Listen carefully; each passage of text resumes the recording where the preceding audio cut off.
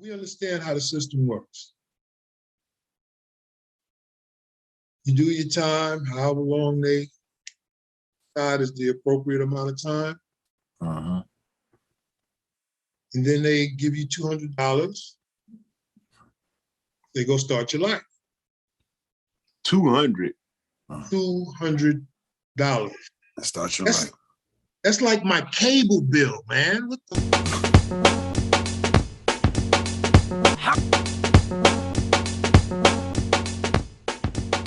But I think are the two most dangerous words in the Black man's vocabulary.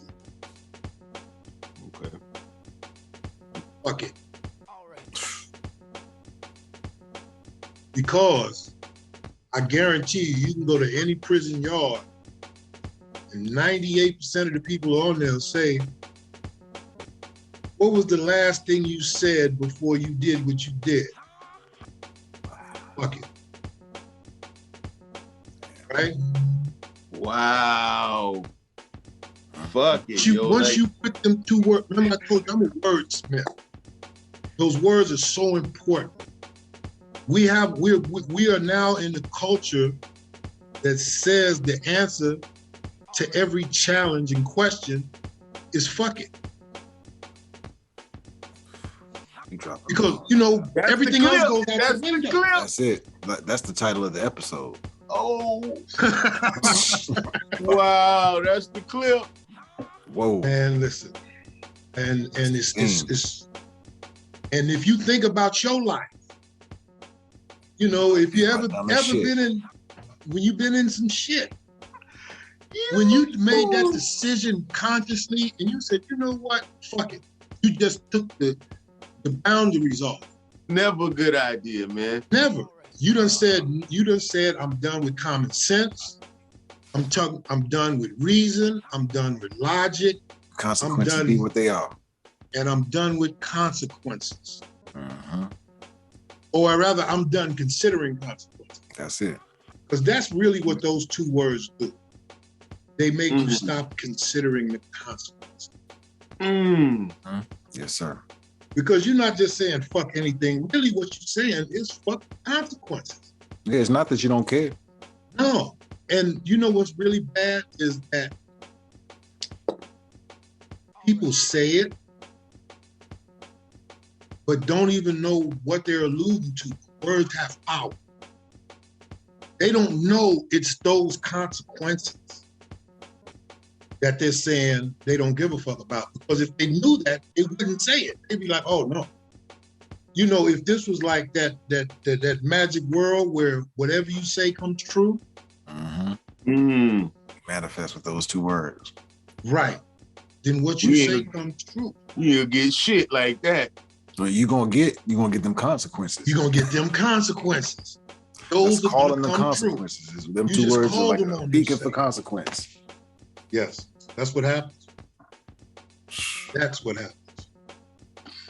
Bro, that was it right there. That was it. That's what I wanted. That's what I wanted. That's what you need. Yo, listen, bro. So now we talk about, we ain't even got to my consequences. You know what I mean? Because it is what it is. And we gonna make a longer story shorter. And I'm from New York, the Bronx. Right now I'm in Los Angeles. And don't feel like you got to make your story short at all, bro. For real. We can record as long as you want to record. Yes, and sir. We'll cut it up as you see fit. So you here to speak as freely as you want and about whatever you want. You can kind of determine the course of this ship. That's right. Indeed. I appreciate y'all. Appreciate you. Because like I say, I've been sitting in rooms with brothers like myself that said, we can't keep hiding who we are. Because remember how we talked about that authentic voice in hip hop? Mm-hmm. Yes, sir. Man, we all hate the internet because of all the inauthentic voices on it. Mm-hmm. See? And I told Kareem a few months ago, I was watching a video by another rapper, my son, from High Bridge Projects in the Bronx, which is where my family is also from. Support. All right. And I fuck with my son. That's my guy. yeah. Yeah, Mice was on him. there, and it wasn't a song. He was talking on one of his little streams or whatever, and bruh say, man, we always complain about this weak ass content. And he said, well, and he was talking to me. He said, well, if you don't like the content, you need to start creating better content yourself. That's it. Don't give it to them. Don't give it to them. They got it. They can control it, and they control the messaging that gets to our children. Right. Then they control the message. So I'm like, yeah, I don't like the content. We need to create new content with value, because if it's not out there, it's not an option. I'm a realist though. I understand that everything is not going to go the way that I want it. I understand that everybody is not going to be that. Yes, sir. Many We're speaking to minorities. We are speaking to minorities. Our audience is not, like you said, our audience is not on the internet for the most part. Right. But they're watching TV and stuff like that. So my hope is through stuff like this, we get them to switch from that TV and that programming that's coming through that other internet to this internet where we can communicate one-on-one and directly. We can have a two-way conversation through this. We can't do that through the TV. Exactly. Ooh. Exactly. But and this is the point. Go ahead. Yes. There's so many others, these content creators, they're creating content without moral or social value, to be honest. Most of them are just, there for entertainment value. And I enjoy good entertainment. I laugh at them clowns too. They have a purpose. And they deserve their little paycheck if they keep making me laugh. You see? But you was talking about they watch television. I recently reconnected with somebody and made some decisions to make some semi-major moves in my life, right? And a lot of things came together for me about 10 days ago. TV ain't been on in my house in those 10 days. Same. Because once the thought came to me, I turned everything else off and I began to focus. This is where we at. I mean, I'm gonna have to start. I have to turn the TV on because I invest in stocks, and the best way to know where stocks is going is to watch the news. Actually, it's on the internet too. You can choose how much you want to intake. Just internet sources, and there's a couple like little YouTubes and stuff. I'm trying to find them myself. I don't know them that well. So listen, I know there's a way. I'm talking a little different. Like, I'm not talking about a stock site. I watch the stock report on the news. I watch the world news. I watch what's happening in the world, and I can see what people are going to need. You know what I mean? Say a pandemic, I need to buy some Moderna. I need to buy some Pfizer. This is what I'm saying. Oh, there's a war. Okay, well, who's the manufacturers out there? And then you also know, who's going to win or going to lose by what's happening in the world. Good point. Good point. So, as long as, I don't play with my money, so I'm going to have to turn my TV back on to make sure I'm protected. That makes sense. You got my brain like. And it's like anything. It's anything in moderation. There's nothing wrong with the TV being on. It's what you're consuming and how much of it you're consuming. Correct. And that, for me, there was a long time where it was too much. I was absorbing way too much. My lady had to even help me recently pull back even more. Right. I'm a big fight fan, and I know there's some big fights coming up. I think there's a Charlo fight, a Devontae fight, and we got a Spence fight too, right? For real? Yeah. Spence Ugas. Yeah, there's like 3 good fights coming up. I need my fights. I mean, I was still watching them on YouTube a week later. It wouldn't matter. Yeah, we all supposed to have some fun still. Yeah. We ain't supposed to be like this all the time, but yeah. It's like it's a lot of people that's just not aware.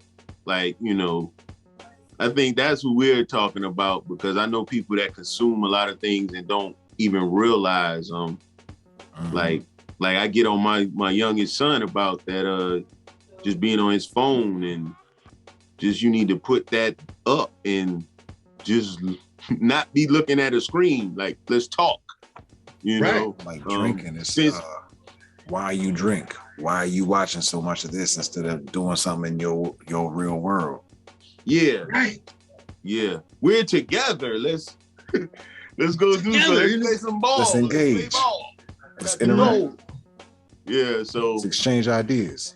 So, you know, I was one of them kids who made a lot of them bad decisions. Yeah, I'm from the Bronx. I'm a project kid, but our family put a premium on education. There was people in the family who was always on the bump about, did you do your homework?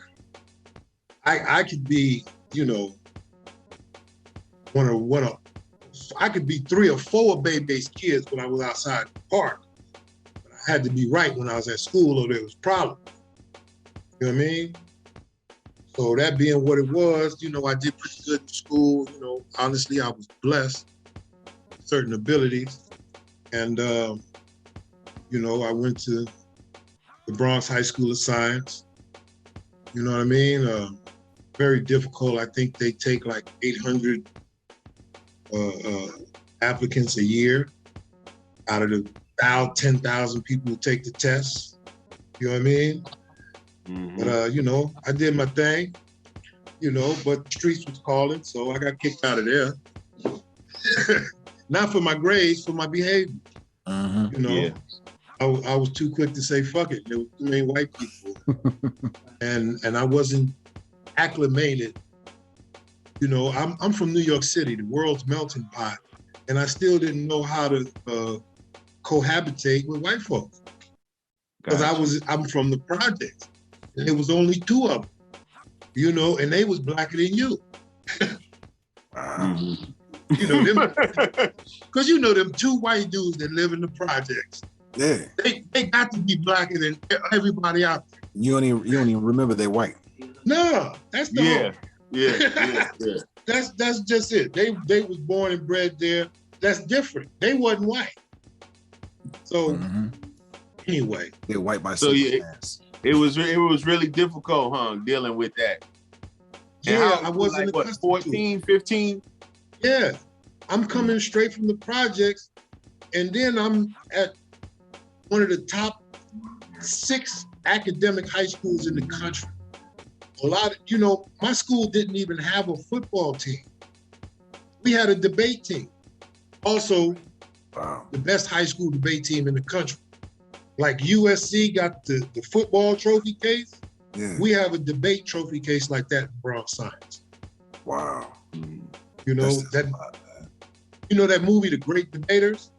Yeah. That's how they got out. I used to work out with their debate team. This is why, you know, chicks can't never beat me in the argument. They hate me. Yo, that's an accolade. That's a badge right there. That's a badge. If you can win an argument with all of them. Hey, and they just be mad because I'm a wordsmith. I'm like, if I say it, I ain't wrong. Because I'm not gonna say it till I know I'm right. And that explains why you said you choose your words and you know what you said, because you're used to strategizing your speech. Exactly. I have to. Because I was a great debater. So I'm gonna get you on the hook, man. No doubt. Good talk. Hey, listen, I used to have people, they say, you know the best way to learn to debate effectively? Find an issue that you feel strongly about. Right? Argue against yourself. And then create your argument against something you believe in. So if you can effectively convey an idea to me that you don't even believe in, if you add the emotion and the spirit and the energy behind something that you do believe in with the same style of debate, you'll be even that much more effective. Unstoppable almost. Yep. I think Kareem, that's kind of like how I kind of, one of the things that helped shape my perspective on the world too, is like, yo, there's always going to be somebody that has a different perspective than mine. I need to learn to explore their perspective fully, not just discount it because I don't agree with it. Mm-hmm. Right. That's making a difference for me. More and more, I remember that. Right. Everybody, since the Prophet Muhammad, has had to go into seclusion, into their own self, into their own mind. Get clear where they're going. You know what I mean? You have to stop. I was forced to stop and look. What they didn't realize is that I kept looking. I looked decades into the future. You know, they stopped me for too long. I seen too much. I'm finna make a move, brother. It's time. Hey, man. You know? That's what I want to talk on too. Like, since you brought that up, I know we're gonna you know, we're gonna probably try to schedule this for another meeting next week. But we can do this every week if you want to. I don't care. Yeah. I got a lot of shit to say. But I want to feed off what you said because I'm very proud of you for going through what you've gone through and then coming out and being who you are today, the hard worker, the businessman, the things that you got going on is like amazing. And I mean, you should really feel good about that. Like I just can't, you know what I'm saying? I'm real happy about that. But I want you to talk about like your transition, like and how you're doing that. Cause that's so encouraging, man. That's like that's a good, you look good. You look better than me. Like I gotta do better. Like that's inspiring, yeah. I'm gonna tell you, you know, it's inspiring, but it doesn't allow me to accept excuses from me. That goes back to that entitlement shit that we're not gonna talk about today that I have an issue with. We're gonna get to it at some point, right? Oh, yes, we are. Oh, boy. Yeah, we're right. gonna talk about it. Because that's one I want to get into too. No excuses, man. If life is hard, but that's life. That's how it is. Life is hard. Man was meant to struggle. This is written in every book. This is something that we was born to go through. You dig? You're gonna have a struggle of some sort, mental, physical, or spiritual. You know, in one of your planes of existence, your struggle is gonna come see you in your life. You know, you have like a lot of people who are wealthy and they have a lot of material things. Their struggle is not my struggle. But a lot of them people is 2 seconds away from losing their minds. Yeah. You know, their struggle is different. Yeah. And I prefer mine. So we just gonna go to the meat. As a consequence of my bad decisions, I end up, you know, after moving to California, I ended up going to prison. It was my first time in jail. I'd never been to jail, you know. But you know, you do what you gotta do. And you find yourself in an environment, you adapt. Mm-hmm. They gave me 15 years to life. I did 32 straight.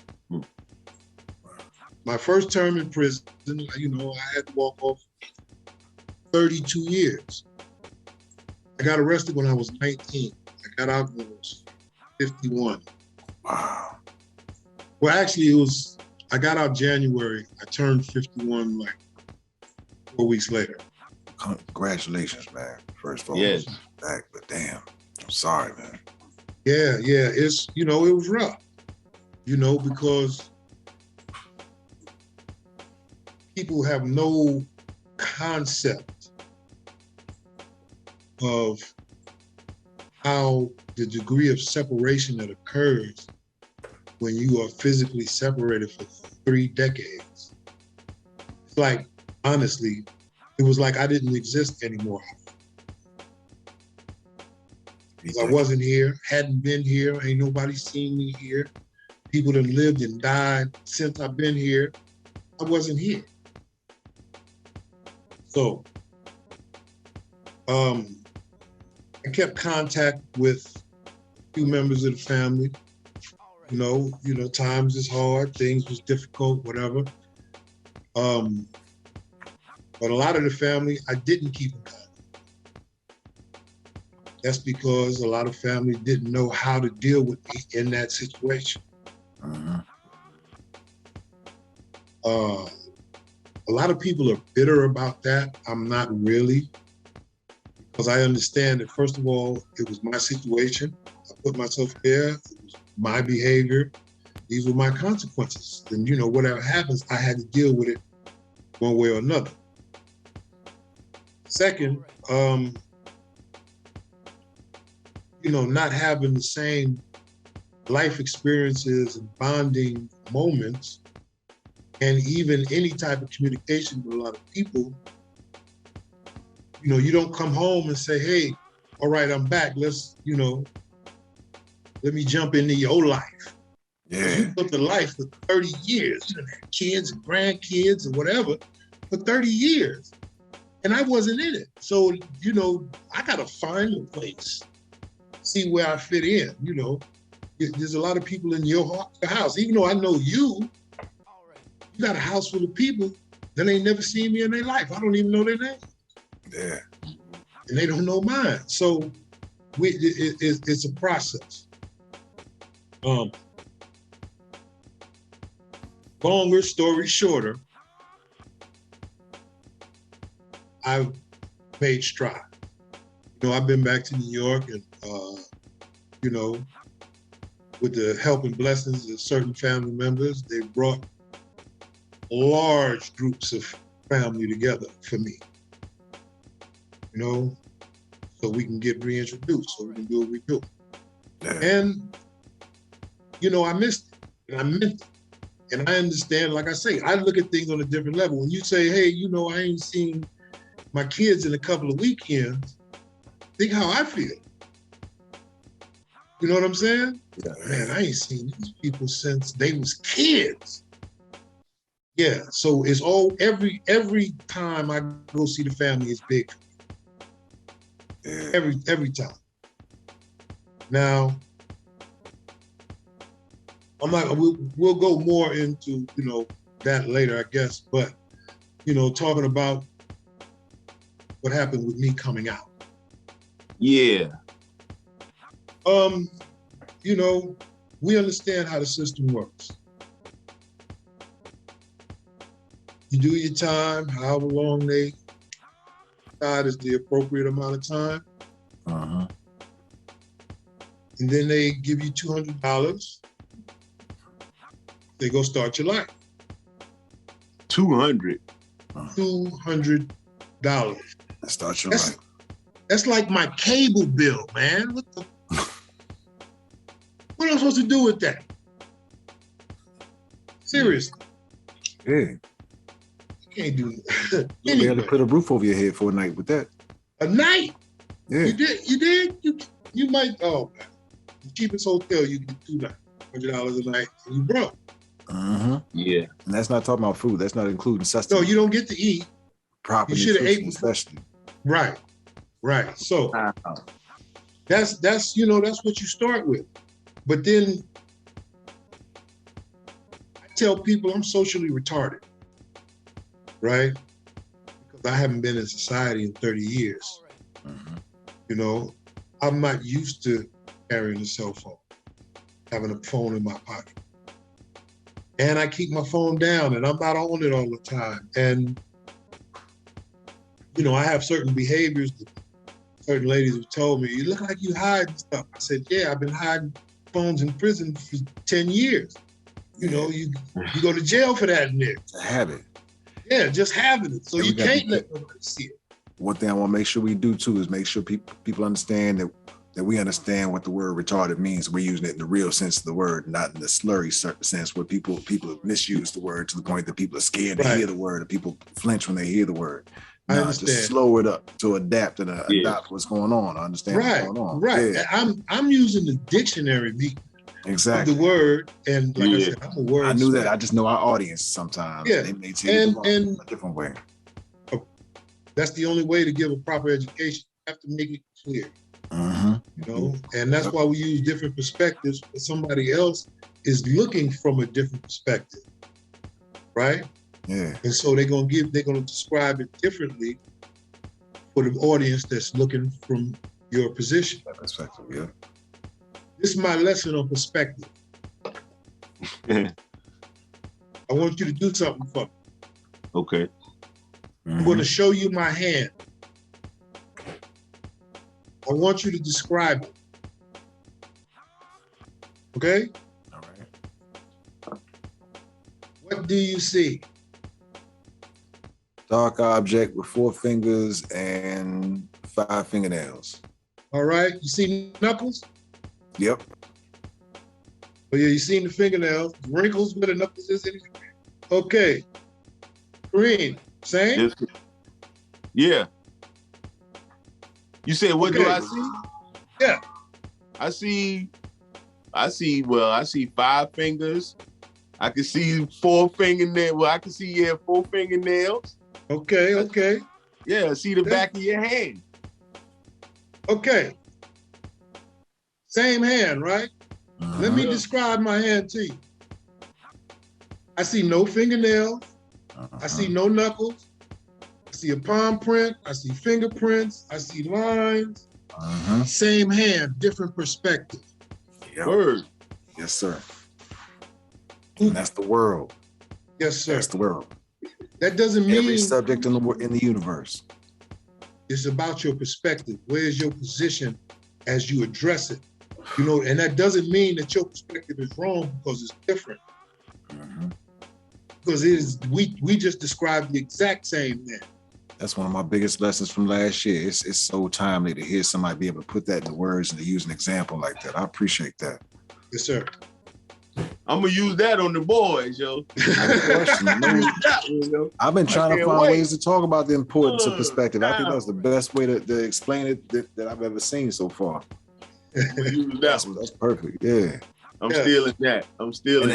That's so critical to every human interaction that we have. Every interaction we have with other people, we consider perspective as the key point to any reason we may be having conflict with somebody. It's hard to be angry at somebody. It's hard to it's hard to think that somebody's also being malicious towards you when you consider it's just how they see the world, and they see the world for a reason. All right, Pitchfork, yo, this the final take. Damn, I need to fuck that. I don't give a fuck. I ain't trying to be no heartthrob, yo. Fuck that, yo. Fuck it. And it look like I got boogers in my eyes, but I don't, yo. I really don't.